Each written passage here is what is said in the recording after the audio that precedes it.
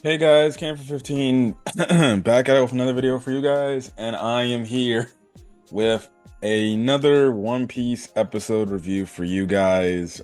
Apologies, haven't talked about One Piece on the channel for so damn long.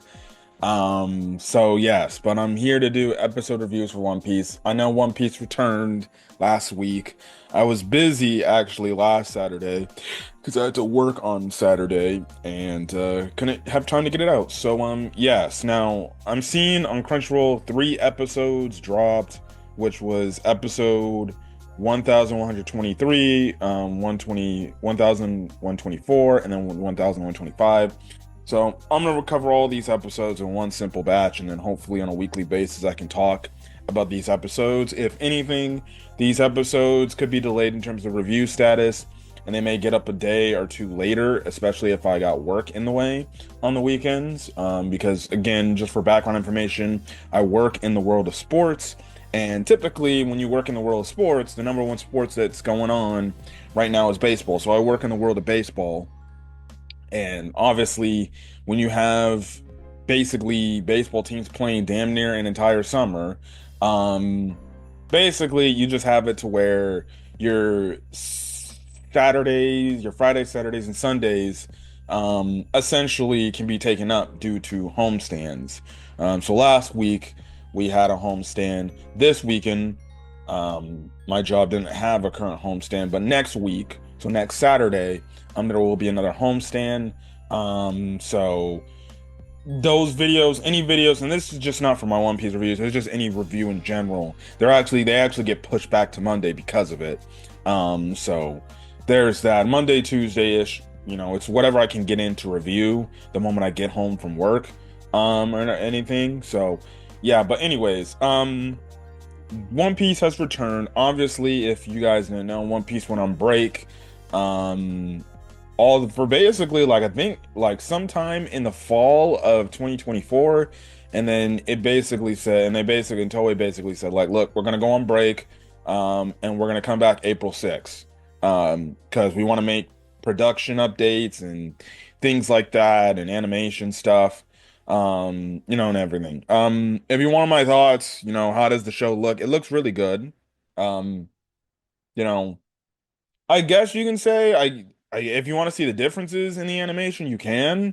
It personally looks no different than it did when before they went on break. So to be perfectly honest, whatever production updates, they said that they were making to the show in terms of animation wise and things like that, like, eh, I kind of think that's just a bullshit lie if you ask me. And I'm not saying that because I don't like One Piece. I love One Piece. I think the real reason why they went on break is so they could give the One Piece animators basically a freaking like actual break for once. Um, Coming off the Wano arc, the conclusion of the Wano arc, and then the intro to this arc and everything. Um, I'm just thinking they wanted them to get on break just to rest, recuperate, don't work on anything else. We want you guys to basically, just rest up. And I feel like they just use the whole thing of productions, less animation updates, will like as a thing. Now, were there some animation updates? Yes. I thought the eye catchers looked pretty damn unique. Certain anime, maybe some of the textures and everything looks a little bit different too. I don't really care. I'm not into the animation thing and stuff like that. But personally, if you ask me, the animation looked honest to God the same it looked like before they went on the break. Are there some improvements here and there? Yeah, but like to me, it looks no different than it did before it went on the break. So I think they just use that as an excuse to give their animators some rest breaks, some quality rest. You get basically the first, you technically, if I forgot, but if it was like fall, so it was like October, November, they basically gave them like 5, 6 months off of not doing much of anything. And realistically, like just having these episodes prepared probably. So yeah. But regardless, like good on them. If One Piece wants to continue to do this type of thing, where and I'm referring to the anime, where they're doing the anime stuff, right? But they want to cut like sometime in the fall, whether it's November or October or November, and they just want to say, hey, we're gonna go on another break. We'll come back April of said following year, right? I'm fine with that. It gives basically people some good time off, some nice rest and relaxation. And then when it's time to get back into work to create these episodes and these animate these episodes, they can go hard on this stuff, and then they're basically rejuvenated and everything. Because remember, One Piece is kind of like a year-long running show, which that shit hasn't been done since like the last big anime that's done a year-long thing was probably Dragon Ball Super. Dragon Ball Super was the only other like year-long running show that was non-stop. One Piece is one of that. And also I think they went on break too, because I think if you listen to some of my, episode reviews before they announced the break and everything, which was my like earlier Egghead episode reviews, when the arc was just starting out. I think they also did this because at the time, right, the anime was actually like probably like I can't even remember, but it was like only a few chapters away from where the manga was at.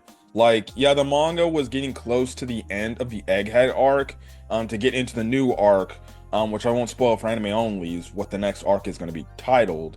But it was getting close to the manga on a week-to-week basis. And when you have the manga, sometimes they take maybe a 1 or 2 week break themselves. The anime is going to catch up eventually, and it's going to be like, well, what do we do? We're caught up. So I think what they just did is like, hey, you know what? Let's just go on break. Let's let the manga get far ahead enough so we have enough content to adapt, and we'll just stretch it out to April, right? The manga by then will have enough content to adapt so we can finish this arc.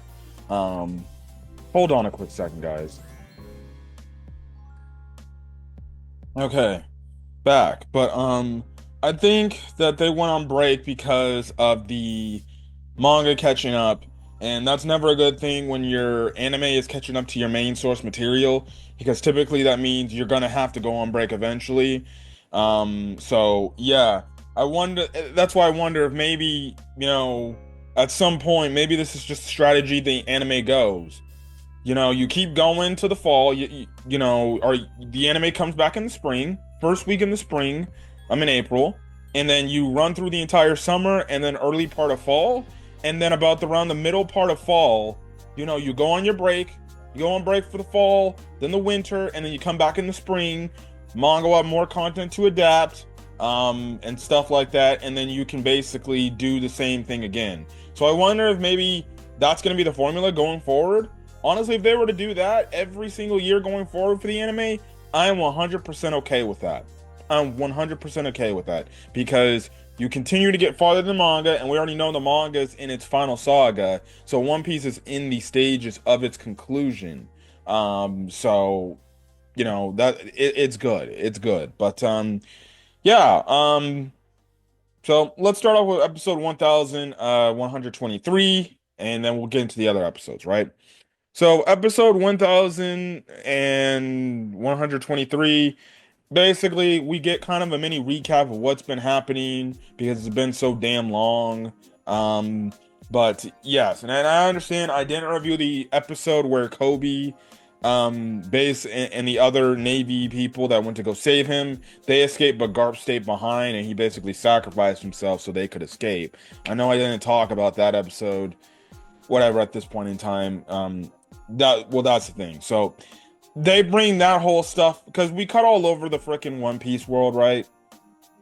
We cut back to the village that Luffy's from. I keep forgetting the name of it, right? But where Makino and then basically the village chief is there, right? They're reading the newspapers about, what happened with Garp and Luffy, and they're obviously worried about, them and everything. So yeah, you even have Luffy's adoptive mother crying like, "Oh, what the heck, Garp, Luffy? What did you guys get yourself into?" and things like that, right?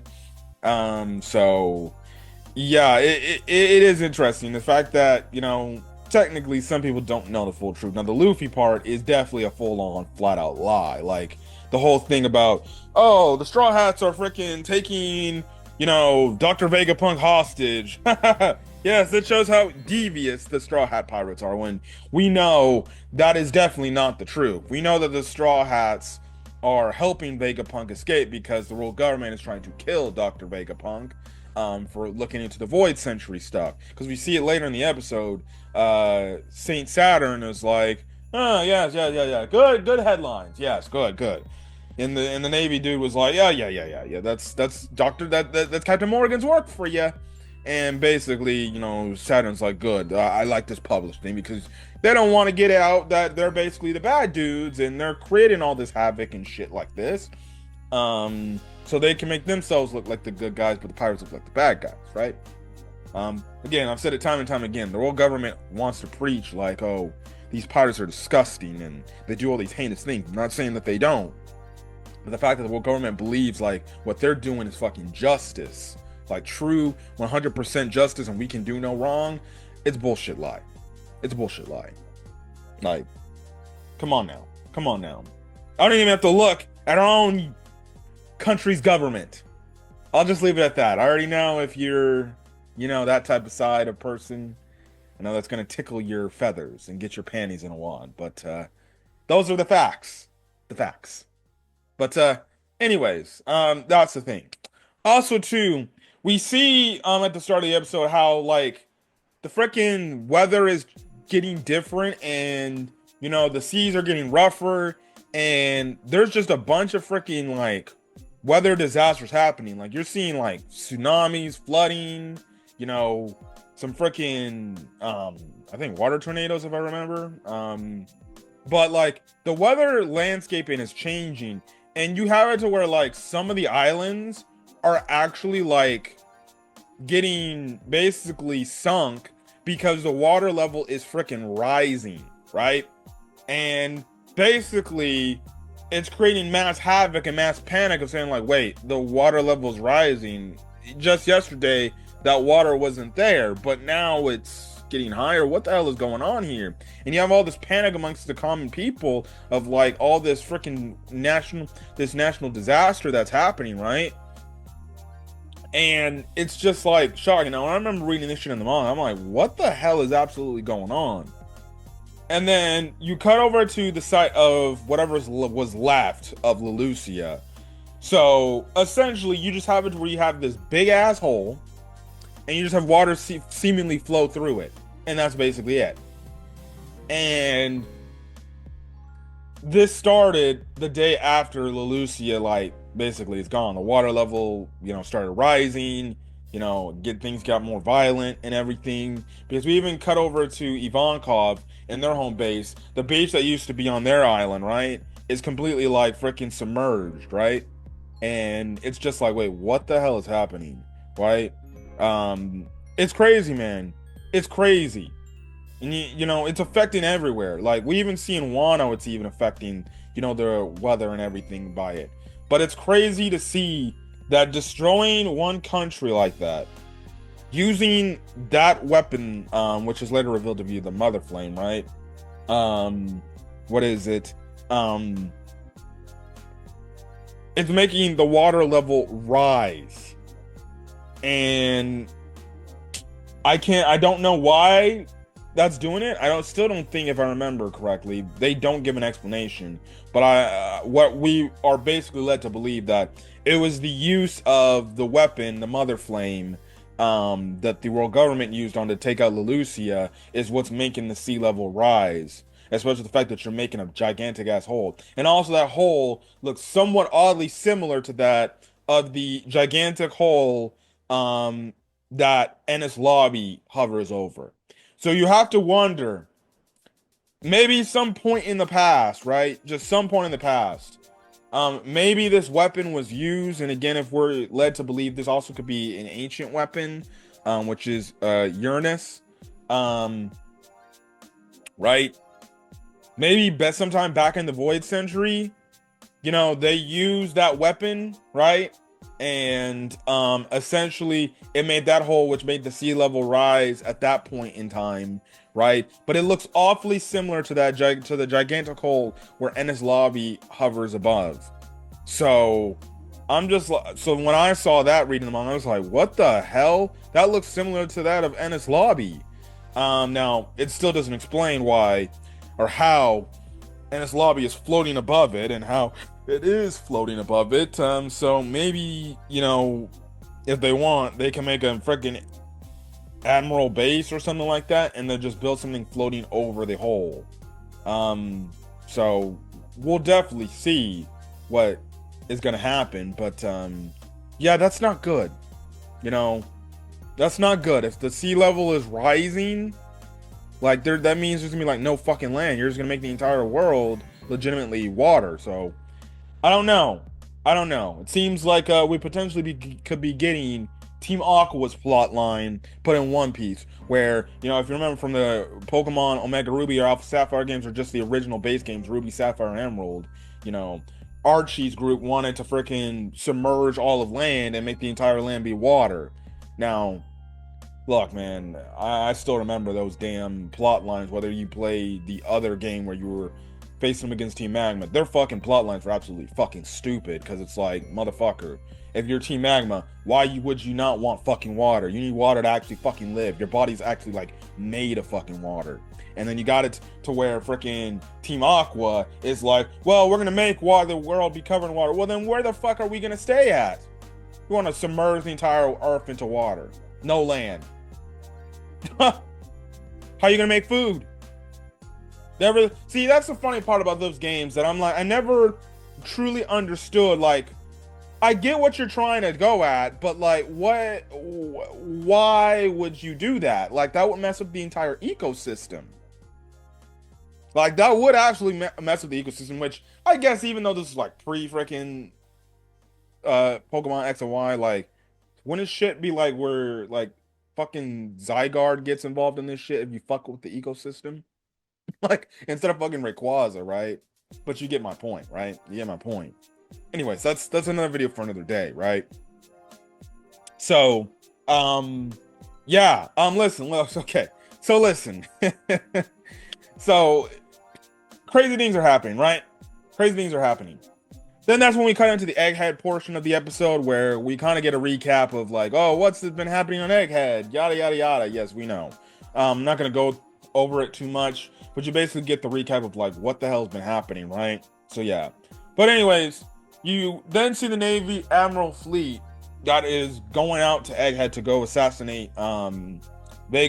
Kizaru's there. We find out that 9 other vice admirals are also there too. So this is like a full-out assault, right? So yeah. And also we do know that Saturn is there as well, albeit other people don't know. Like, most of the general fleet outside of like Kizaru know he's there. There's only like a select few amount of people that know, like, oh, you know, yeah, one of the freaking world elders is here on this, you know, this voyage to go get Vegapunk, right? So that's the thing. Now you have it to where one of the robots attacks the ship, and basically Kizaru takes it out. Now Sentomaru is like, why did you do that, uncle? And basically freaking Kizaru's just like, look, man, he attacked us first, so I have every right to defend myself and protect our ships. So that's the thing. And because Sentomaru's like, why did you do that? Why are you attacking us? He told you stay put, don't do nothing. And Kizaru's just like, well, your robots did attack us, so that's I guess that's fair game. That's fair game. I can't. If there's one thing Kizaru got right, you know, eye for an eye. That's fair game. So you have that situation happening, right? And everything. So they're kind of chilling. It's kind of like a stalemate right now.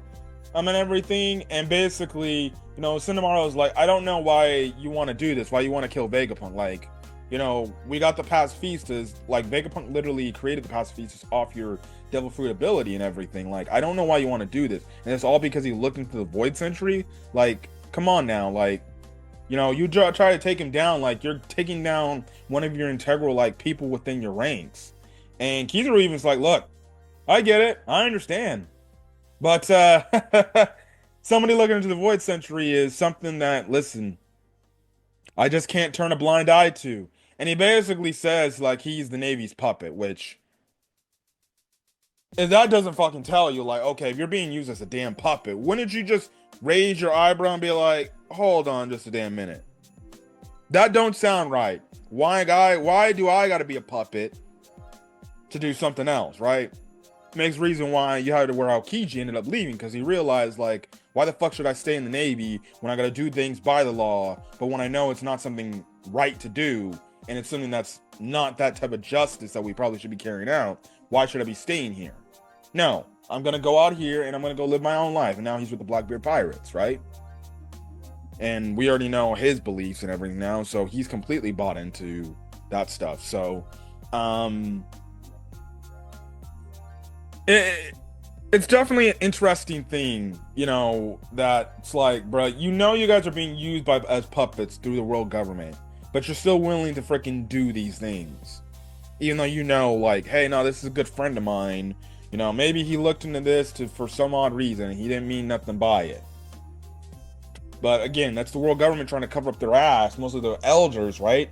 The elders, on the word of Emu, you know, to make sure, like, none of this information gets out, so then the truth gets spread out to the world and then people view them in a different light, right? So, yeah. But anyways, you know, stalemate is kind of happening, but then all of a sudden a transponder signal goes off, right?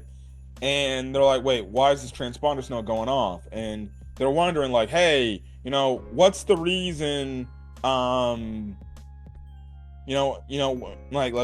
what's the reason why this, you know, who are they calling, right? And they're like, oh, they're calling Marijwa. So basically, you have to do where Kizaru is a black snail. He can listen in on the call. Saturn's listening in on the call with a black snail too. And basically, you have it to where you have York is talking to the elders, and basically York is like, why are you guys trying to kill me? I thought we made a freaking deal that if I turn in Vegapunk, I give you the information about Vegapunk looking at the Void Century, I get all these riches, I get to be a celestial dragon, I get out scot-free and things like this. But you guys lied to me, you guys tried to kill me. And the elders are like, well, you are a Vegapunk yourself, so we have every right to kill you. Which, these motherfuckers went back on their fucking word, so you can't even trust these dudes. These dudes legitimately said, like, oh yeah, we'll make you a freaking celestial dragon. Basically, like, you know the Mother Flame, right? Oh yeah, I created that, right? So you destroy this island, right? You ain't getting no new Mother Flame.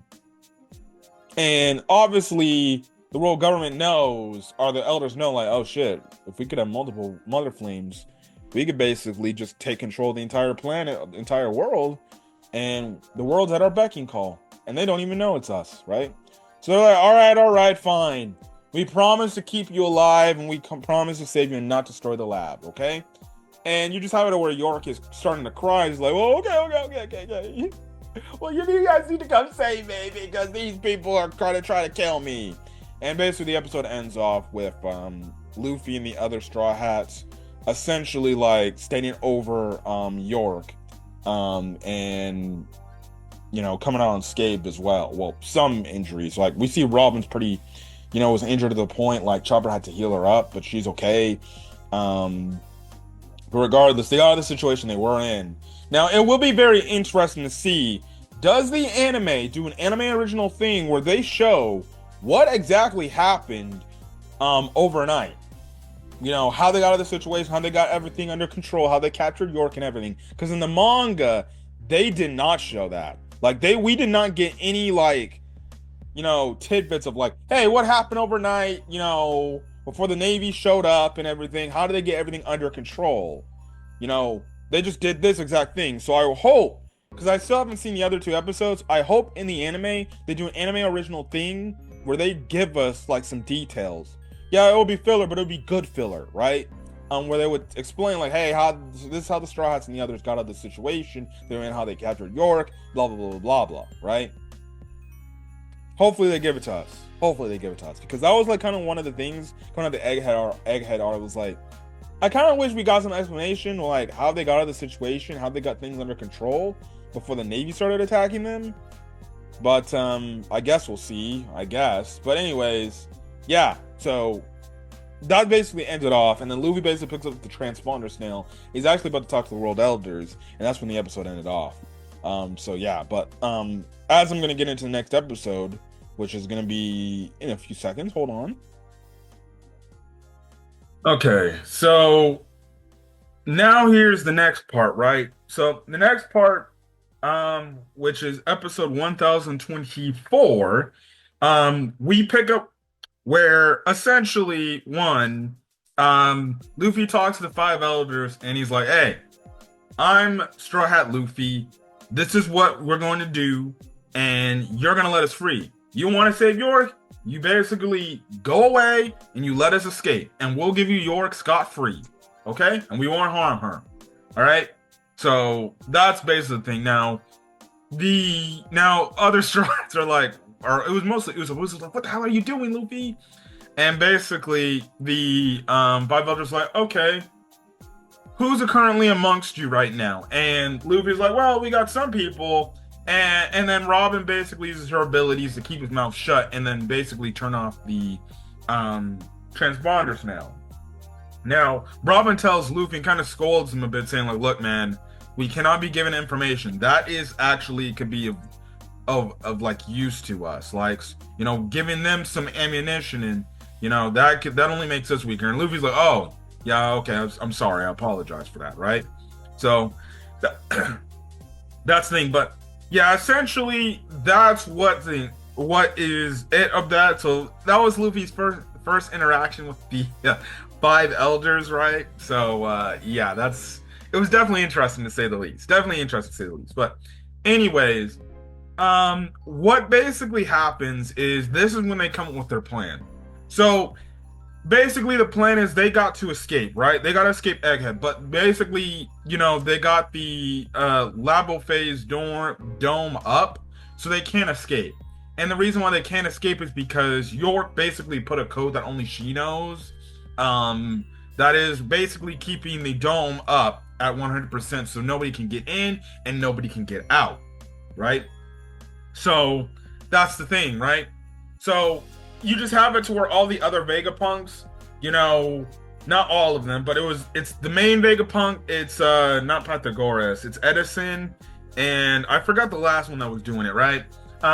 They're all gonna be on the computer trying to break the code to essentially, release the dome. So then the next part of the phase is, well, how do we escape? Our ship is basically on the current area that they're at. So what they're going to do is essentially Luffy, Bonnie, Frankie, and Lilith, they're gonna go to the ship, and what they're gonna do is they're gonna prep the ship to go on the northeast side to escape. And what they're gonna use is they're gonna use the gigantic big Vega Force One robot to basically fly them out of Egghead once the barrier dome drops. And when they reach basically the limit of when the robot can be able to be functional, because he has like a radius of how close he has to be at Egghead to work and everything, Frankie then tells, Vegapunk, like, hey, look, then we'll just use the Kudi burst to escape, and we'll fly basically farther, and I think like 1 whole kilometer or something like that, right? And Vegapunk's like, wait, well, how could you do that? And basically, you have to where Frankie's like, well, I just use cola. And they're just like, that's what's up. Yeah. So that's the plan and everything. So they're going to get themselves all set and prepared and everything. Now, throughout this whole thing, you do have some interactions. Now, York is like, please, you guys think you can escape? They're going to do the same exact shit they did to Ohara. Nami gets in the way, and obviously we know the Straw Hats are very overprotective when it comes to Robin, especially about the Ohara incident. Nami beats up York and is like, hey, you better take that shit back or I'm gonna kill you. Don't talk about Robin like that. And everything. And obviously Robin's happy that obviously she has crewmates that are still, again, it's not to the end of this freaking story. The Straw Hat crew is going to protect Robin, from anything in regards to the Ohara incident or anything in regards to Ennis Lobby, right? They're going to make sure, like, hey, we're not going to make sure you have to relive that shit ever again. So that's one thing with the Straw Hats. Like, they made a mention. They're like, we're not letting her relive that ever again. So we're not going to have her do that again, okay? So then what happens is, they make that whole plan up and they're gonna go do it. Now, Lucci is there. Now, it's absolutely stupid how I always found this to be a stupid plotline. Like, yes, Lucci and Kaku assisted you guys in getting things under control, which I'll talk about in a second. And essentially, even though they were helpful, like you can't trust them. Like these are the same guys that went after Robin like 2 years ago, right? To bring her to Enna's lobby to get executed. So like why they did that. Basically, everywhere Lucci's observing everything, and he's like, "Huh, okay, this is what it is." Now Kaga's like, "What are you talking about?" He's like, "No, I'm just speaking to myself." Sissy later shows him, and she basically gives kind of a backhanded comment to Lucci because Lucci's giving her that glare, and basically, Stussy's just like, "Don't give me that look. Don't let me bite your ass again." Should have bit his ass again, but you get my point, right? But regardless, it's later revealed that Lucci ended up giving them all the information the world government, the Navy needed to prepare and everything. So it's just like, come on now, you should have known Lucci wasn't gonna side with you boys. No, I fucking idea, right? No effing clue.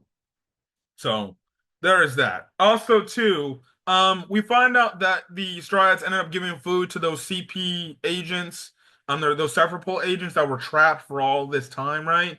And the Severpol agents like, "Hey, you're gonna let us out, right?" And Usopp's like, "Yeah, we were good enough with giving you guys food, but sorry, we're not letting you guys out. Just can't. Nope, not gonna do it." And they're like, "Oh, but come on, we're afraid of the Seraphim." And we just have it where the Seraphim are in the bubbles, right?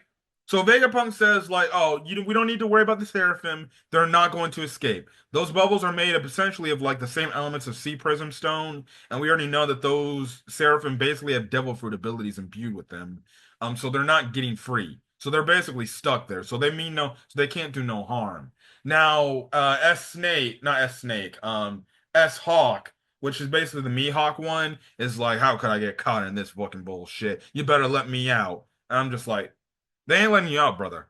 And then you have it to where S Snake is just like, "You're gonna pay for what you did. You better let us out right now." And she even tells the Cyberpol agents like, "We ain't gonna do nothing to you guys. We're gonna go after them because that's what they did to us." And we kind of get some understanding about how things happen overnight. Now, I personally wish like we got an anime original episode to see this shit happening, not just images and flashbacks explaining what happened overnight. So essentially what happened is, you know, we find out how Vegapunk damn near didn't get killed by York.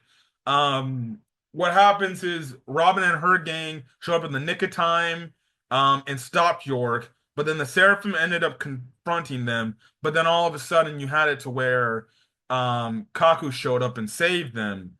But eventually he ended up saved by Zoro, right? Which Zoro made a mockery of Kaku for that, right? And then in regards to how, Frankie and the others were unpetrified, it's simple. At some point, Luffy basically met up with S Snake and basically convinced her to unpetrify them. And the reason why she was willing to do that is because if you remember, she has the same properties of the actual Boa Hancock because they're actual clones of the main people because of the green blood and everything in their arms. Um, so, legitimately, because of it, S Snake is just like Boa Hancock, and just like with Boa Hancock, whenever it comes to Luffy, she just folds immediately, and it's like, "Yes, Luffy, I'll do this for you, Luffy." That's what happens. So as Snake, legitimate Luffy is like, "Hey, can you please unpetrify them? Please, Hancock." He's not even calling her like freaking Seraphim. He's calling her Hancock because it literally looks like Boa, right? And she's getting all flustered and everything. She's like, "Well, maybe." And she's like, "Come on, please, you can do it for me." And she's like, "Okay, I'll do it." So we find out that it just because she's a clone and she's basically a seraphim. Hancock, Boa Hancock Seraphim is legitimately just like Boa Hancock. Like Jinbei even says, like, we already know, like, Hancock's a very vicious woman, but when it comes to Luffy, she definitely tones it down. And so we basically see, like, it doesn't matter, man. Whether it's the real Boa Hancock or it's the Seraphim cloned Boa Hancock, right? They're all submissive to Luffy. They will not. So there is one thing, right? Which is actually quite shocking because we know, like, the orders from the Seraphim are like based on the chain of command, right? They can actually like they'll turn on you. So like the highest we know is like the five elders, right? The fact that Luffy can overpower that just strictly with freaking the S snake alone. One, it shows that these Seraphims can think not only think for themselves logically, right? They don't have to take orders if they don't want to, even though it's programmed, we got to do this order. But the fact that S Snake was able to kind of just be like, because she's supposed to go against Luffy, right? But the fact that, oh, because she's a clone of Boa Hancock, right? That basically supersedes whatever freaking order she gets told to do, and she legitimately is going to just be like, well, the emotions off the individual I'm a clone of supersedes that. I love this dude. I'm not going to disobey him. So technically, and I mean technically, they could technically probably free S Snake, and Luffy could just be like, "Hey, don't attack us. Just work alongside us, and you'll be okay." I bet you S Snake would be like, "All right, sure, okay, fine. If you want me to do that for you, Luffy Sama." Just like, okay, so she can supersede Luffy.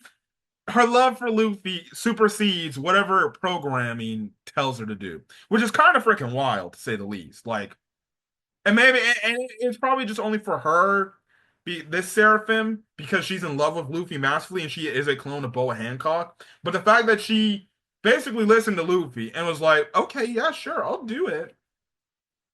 Okay, that's absolutely hilariously interesting that absolutely freaking happened, bruh. Just like absolutely happened. Like I'm just like, bruh, you cannot make this shit up. The Seraphim Boa Hancock is legitimately in love as much as the real Boa Hancock. Now give me actual like Boa Hancock with Seraphim Hancock, and they're both freaking thirsting over Luffy, bruh. They might just be absolutely fighting. They might throw hands. They'll be like, but I know they're both like, who the hell are you? Who the hell are you? Luffy's mine. No, no, no. Luffy's mine. Man, I already got two. Again, like I said, all three freaking Straw Hat main members, they got princesses fighting for them. Boa Hancock for Luffy. Hiyori for Zoro, because she's technically a princess. And then Pudding for Sanji, because she's technically a princess as well. But that's kind of the thing, right? Anyways, I just found that interesting when they revealed that. But she basically unpetrified them, and Luffy's like, "Oh, Hancock, thank you," and she gets all flustered, and she's like, "Oh," and he's just like, "Good job, thank you, thank you, thank you," and then you come back to her, and she's like, she just hears that, and she's just in freaking bliss of love, and she's like, is he saying that he loves me? I'm like, oh my goodness. She's just as stupid as the real Hancock because no, Luffy's legit just thanking you. He's not saying he loves you or anything.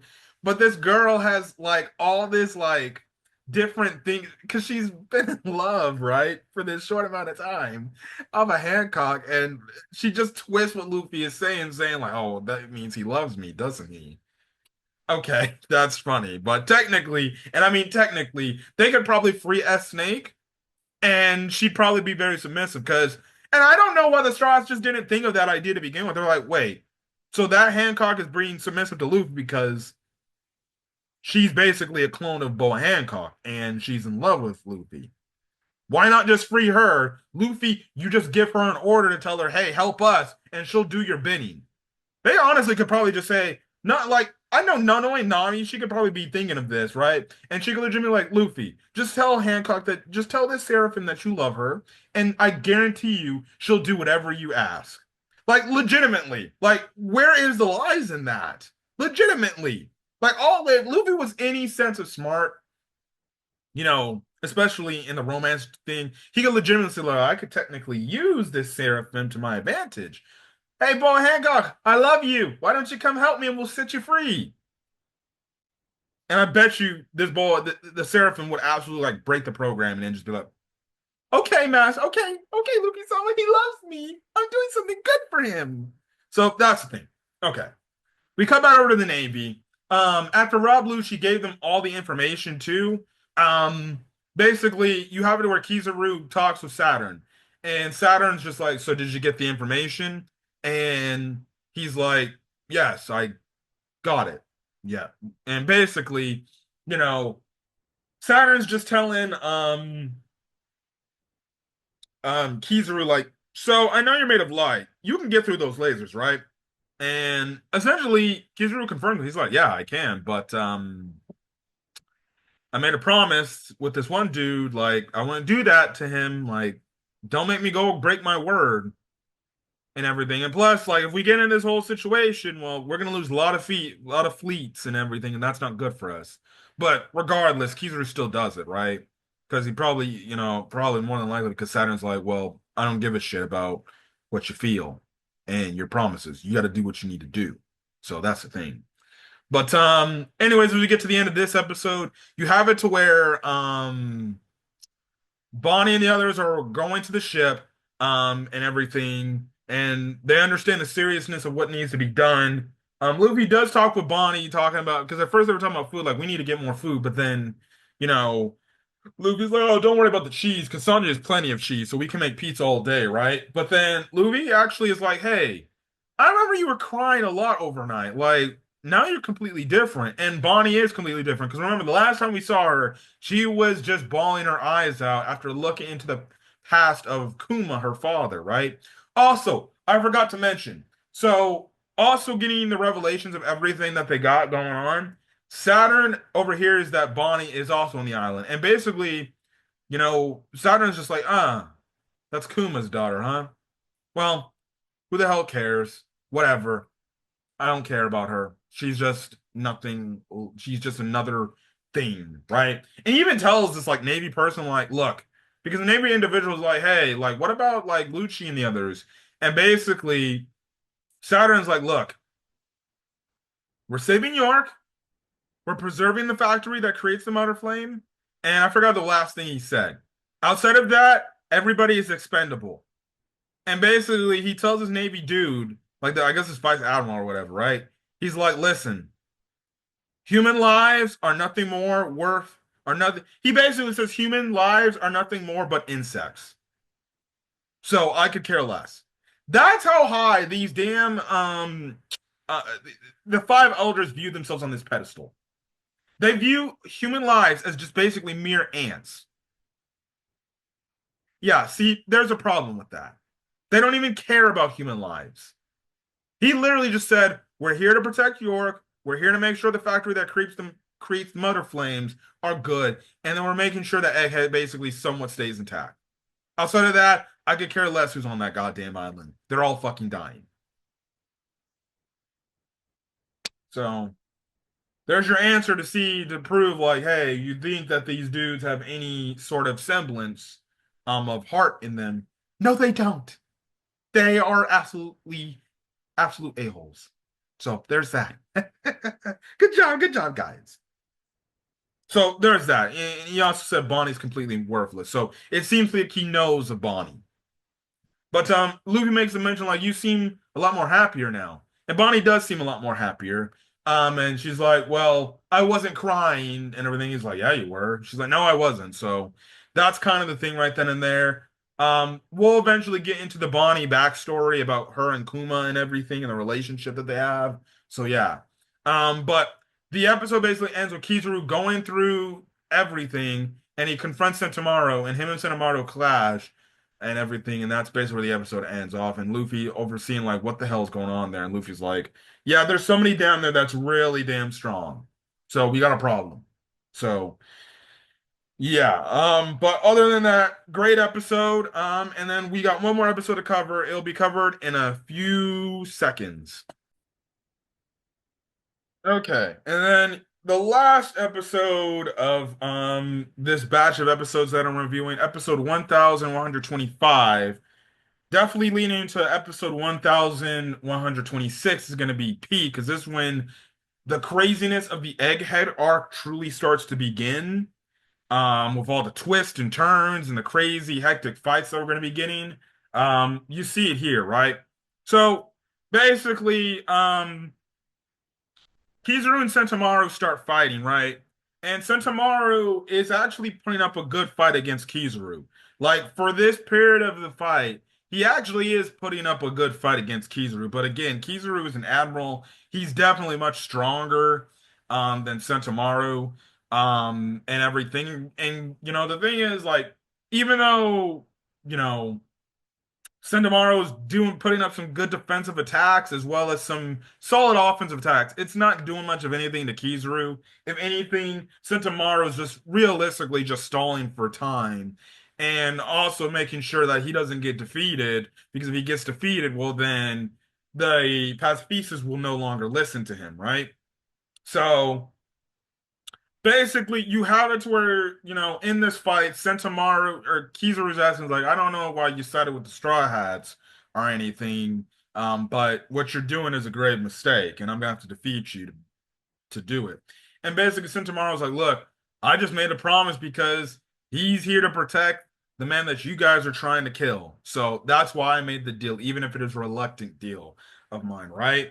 And then he even flashes back into a flashback to when Kizaru and Vegapunk they end up finding Sentomaru in the woods area, and he was beating up these bears, right? But we find out like he said he left his village, but eventually Kizaru and Vegapunk basically realize, oh, no, you didn't leave your village. You probably got kicked out your village. And that's kind of when, you have the relationship between Kizaru and Sentomaru in a weird way, kind of like a nice little father-son type of thing, even though Sentomaru called him uncle, right? And it's funny because Kizaru's like, why are you calling me uncle? I'm not some old man, dude. So there's that, right? But eventually, it looks like Sentomaru gives this resounding blow to Kizaru, but Kizaru's like, your defense may be strong, but remember, I'm the guy who taught you everything, so my defense is just as strong, if not better than you. And he basically beats Sentomaru with a finger pistol attack, right? And that's basically there. Now Usopp was watching everything on the Tron, right? And he's basically informing the Vegapunks about it. Now, Dr. Vegapunk was getting emotional throughout this whole fight because he cares deeply about Kizaru and he also cares deeply about Sentomaru. But the other Vegapunks are like, look, man, look, we understand you're emotional, but we gotta break this password. We ain't got a lot of time. So that's the thing. And even Vegapunk makes mentions like, well, Kizaru can't get through the laser defense force. So we gotta hurry, right? Now, on the outside, actually, what's happening, right, is eventually you have the vice admirals making their full frontal assault on the pacifistas. The pacifistas start firing lasers. The Navy also starts firing cannonballs as well to disrupt the pacifistas. Now, in the meantime, you have the robot CB start attacking the ship, and they're just creating just massive havoc. Massive havoc destruction is basically what Kizaru told Saturn, like this is what's going to happen if we go out and we go attack. But because Kizaru defeated Sentomaru, we cut back over to him. He grabs the pacifista, communicator, and he basically tells all pacifistas, "Hey, your freaking master is defeated. Your main point of contact is defeated. Listen, right now, we need you guys to go take care of the of Sea Beast." So the pacifistas end up like actually like destroying the pacifistas or the no no the pacifistas end up destroying the sea beast, right?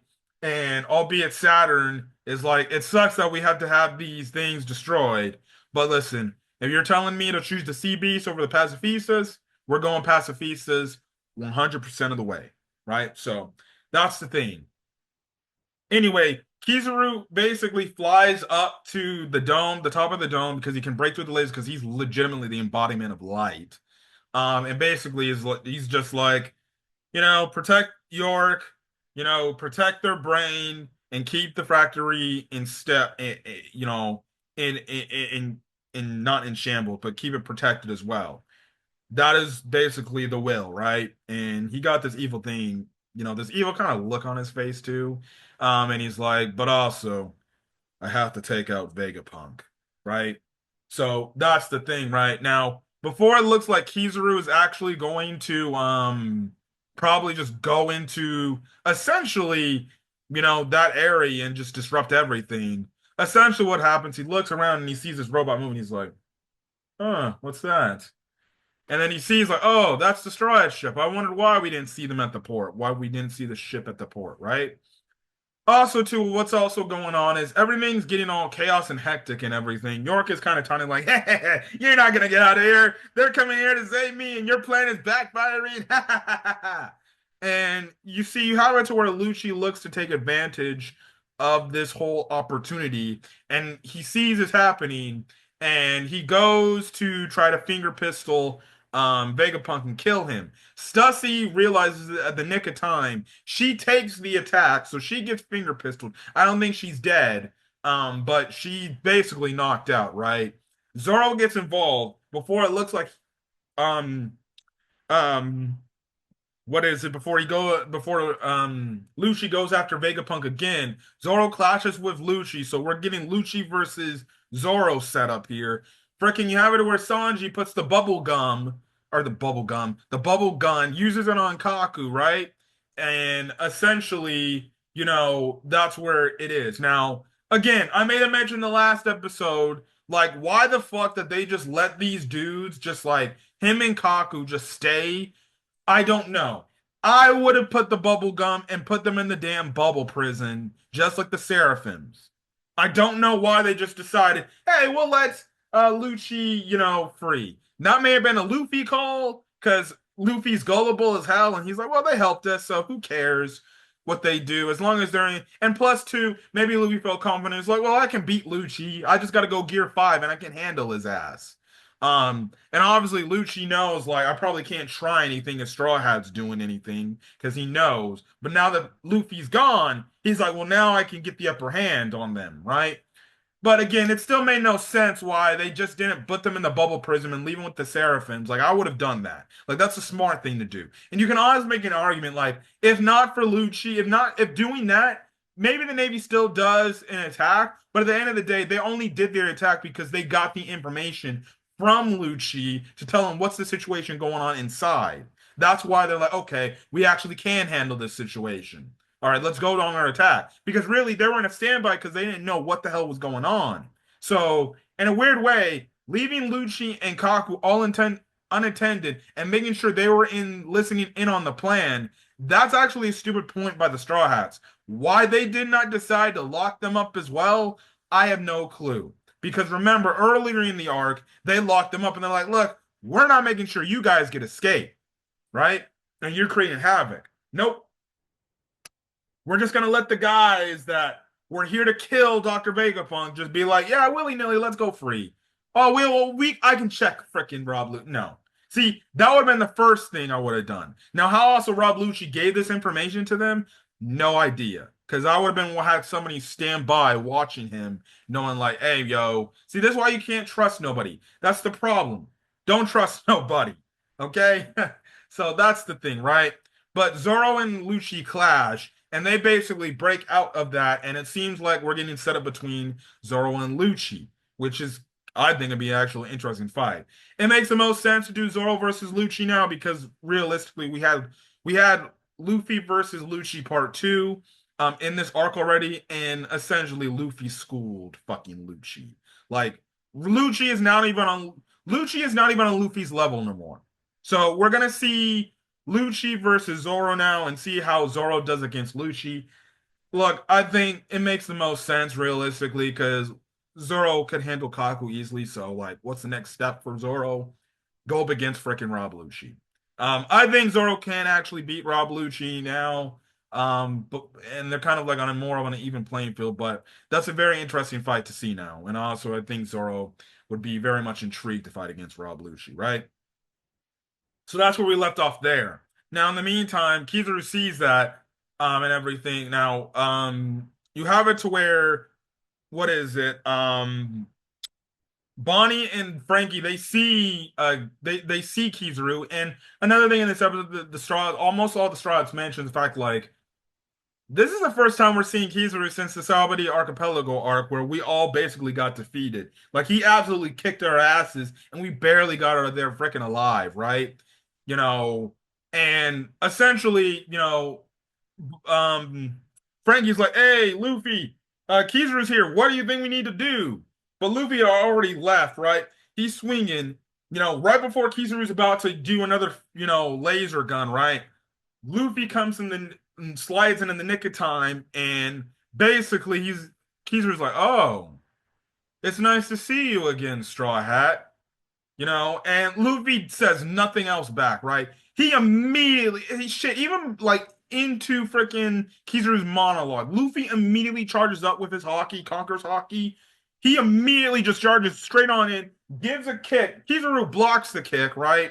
Because he hakis himself up, right? Luffy does, right?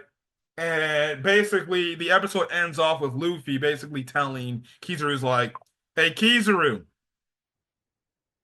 we're not what we were 2 years ago. We're a lot stronger now." And episode ends, conclusion. That's basically it right then and there.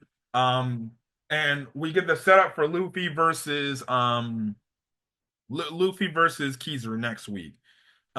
So yeah, we're gonna finally see how Luffy can match up against the Navy Admiral. Because remember, he defeated CP0 Lucci fairly easily. He defeated Kaido, albeit he had help and a lot of recurring damage other pirates used on Kaido to defeat him. By the end of the day, he did defeat Kaido. So we're gonna see how he fares up against the Navy Admiral now, especially more than likely with Gear 5th activating or being able to be activated with him. So how will he be able to do against the Navy Admiral? We'll see. But yeah, man, it's definitely been interesting. Also, I did love the to be continued thing because it was like with the Conquerors hockey surrounding it. It was dope, man. That was one of your more dope ass to be continued ending sequences of One Piece. They always do that every now and then. I like when they do that when shit gets hype. When it's these hype moments, they do that epic like to be continued shit, and they had some added animation to it, right? So yeah, but those are 3 episodes. I'm happy that One Piece is back. 3 great episodes to kick off the start of the return and the basically getting to the climax are the starting of the closing part of the Egghead arc. And if you're an anime only, you guys are gonna be mind blown with what you see going the F forward. So yeah. Also forgot to mention they did show the ending song. We got a new opening and new ending song. They're really damn good. Honestly, see these openings and endings, this is what tells me like, oh yeah, we dip more into our animation and stuff like that. Especially like the ending, like legitimately, the opening and the endings, it shows me like no, they really put most of their budget in it. Because again, like I said, yes, there's some touch-ups and everything in the animation now, but to me, it looks like the regular One Piece show that we've been getting since they went on break. If anything, they just made the anime, the opening, the ending, and the eye catchers or the like ad break scenes. What is it? Look a little bit more better. Oh no, I see no difference in watching the exact episode. It looks just like the regular anime looked like before they went on the break. So, again, like I said, I think they gave a bullshit reason as to why they said, "Oh yeah, we need to improve our production and our animation." No, you don't. This animation is probably going to be peak, the best it can get to. Like this is like One Piece movie budget animation, like legitimately. I don't see how they can get no better than they already have gotten before. So I again, like I said, I think they only made this break so they can give their animators an actual like legitimate like take 4 or 5 months off, and then come back when we're ready to come back. That's what I see. But regardless, they I think Toei can facilitate or make it out to be like, oh yeah, yeah, yeah, yeah. We're going on break for animation reasons. No, you don't. You just want a break because you wanted to give your people some breaks. It's okay. Understandable. The animation, the opening, ending, and the ad break animation, that looks damn near like really damn good. That looks like no, you actually improved animation in those aspects. TV episode wise, not really much, other than a few spruce ups. But if you feel otherwise, you can definitely put that in the comment section. That's just my opinion. That's what I feel. But yeah, but anyways, I'm gonna get out here, guys. If you guys like the video, leave a like, put in the comment section your thoughts, hit the subscribe button if you want to get more One Piece content or any other anime content I upload to the channel. Till then, guys, stay safe up there and have a great rest of your day or your night or watching this video. Till then, guys, peace.